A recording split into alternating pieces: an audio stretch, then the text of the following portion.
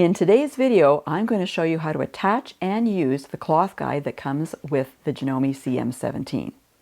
Hi, I'm Kim Jamieson Hurst of Chatterbox Quilts, and there's a really handy accessory that comes standard with the Janome CM17, and it's called a cloth guide, and this is what it looks like. So it's quite long. You may have got it and wondered what it is.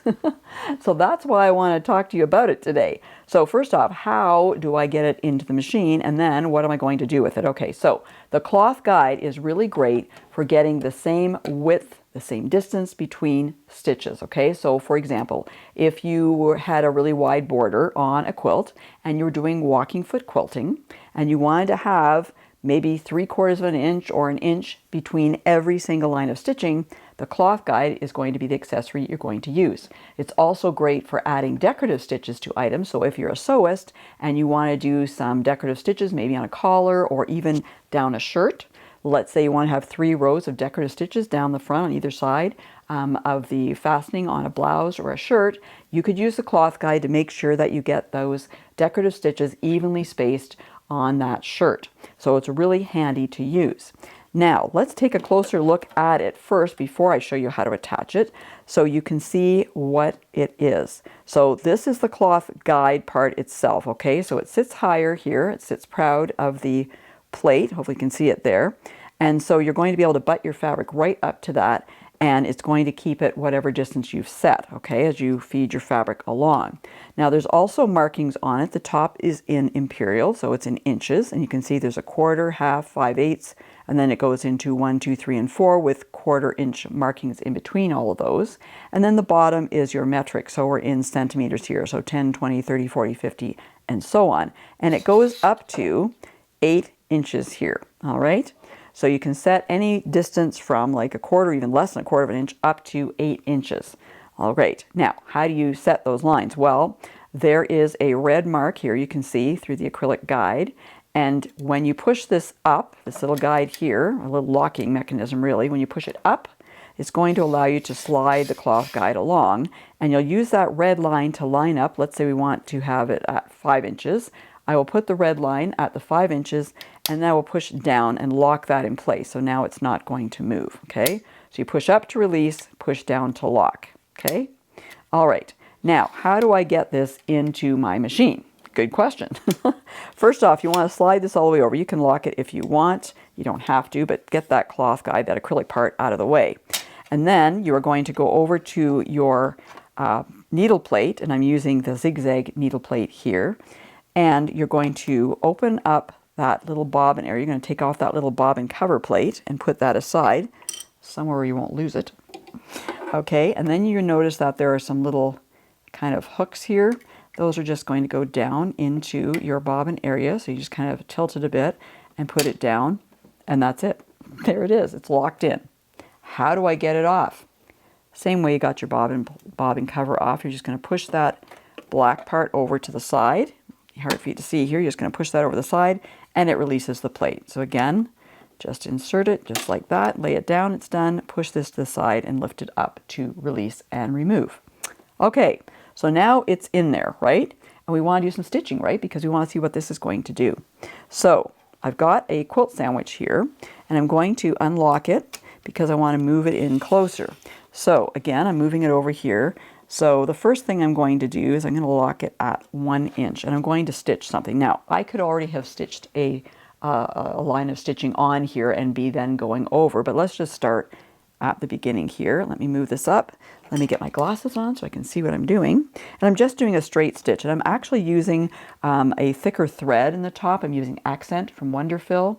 So if you're not sure what that is, check in the description below or up above, because I'll have a link to it. So I just want you to be able to see this on camera. And I'm just using a straight stitch with a length. I'm going to increase my length here a bit to, let's go 3.5, just so you can see this well. All right, and just a couple other things. Make sure I've got things set up properly here. Okay, and I'm just using my regular applique foot, the foot I would use for doing applique stitches on the edges of an applique piece, which is the F or F2 foot. I've got the F2 foot on here so you can see better. All right, let's go and let's do something here. Let's start stitching. So you can see as I'm moving along, I'm just using the edge of the guide to run my fabric along it.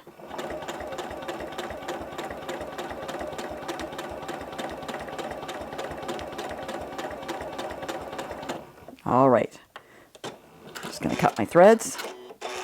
And you can see there's our first line of stitching. And this is what I'm going to use. This is my base, if you will. And then I'm going to go from there.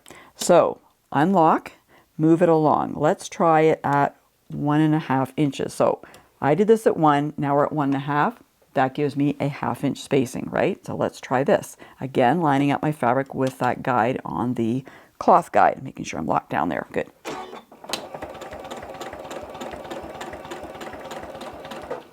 I guess I could speed up a little bit.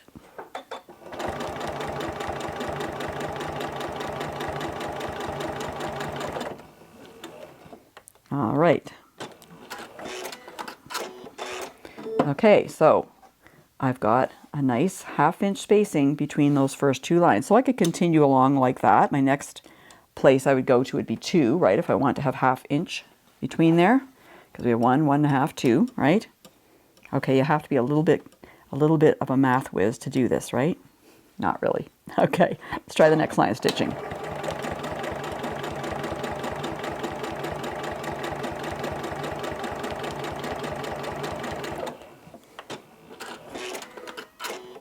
Okay, so we got 3 lines of stitching, and gosh, they're looking really nice, aren't they? Now, why would I use this? Well, I said to get even spacing, and like usually when I'm doing this on a quilt, I would probably be having to use some marking, okay, to keep myself straight. Reference lines I draw on with maybe a friction pen or other erasable pen, or maybe even tape, something like that. You can use the edge of a foot, but that doesn't always give you the spacing you may want. I may want to have a different spacing going forward, let's say. But it really is helpful for you to get that even spacing without having to do any marking on your project. And another good example of when I might want to use this, I'm just going to put down a line of stitching across it because it's great for cross hatching.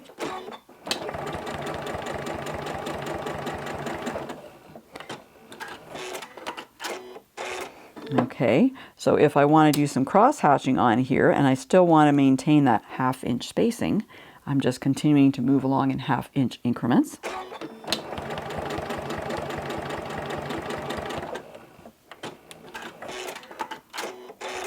Assuming my math is correct.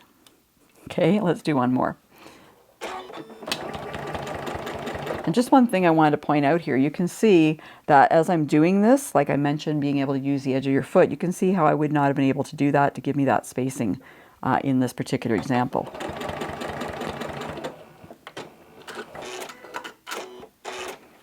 All right, so doesn't that look nice? Yeah. So for cross hatching on a quilt, works really well. Decorative stitching, top stitching, anytime you want to have even spacing, no matter what that is, on a project, on a garment, on a decorative item, make sure you use the cloth guide that came with your Janome CM17. Thanks so much for watching today. I hope you enjoyed this video, and if you did, please give it a thumbs up, and be sure to subscribe and hit the bell so you'll be notified the next time I release a new video.